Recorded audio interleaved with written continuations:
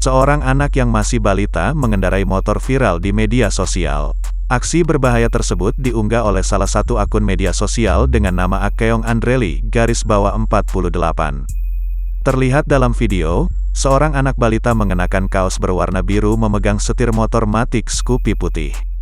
Kakinya bahkan tak menyentuh injakan motor, ia hanya meluruskan kakinya pada bagian bagasi depan motor namun dia mengemudiak motor dengan kecepatan yang tinggi.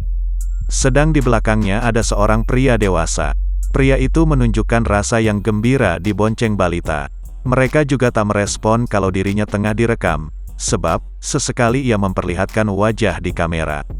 Aksi balita itu dilakukan di tengah jalanan umum yang juga dilalui banyak kendaraan.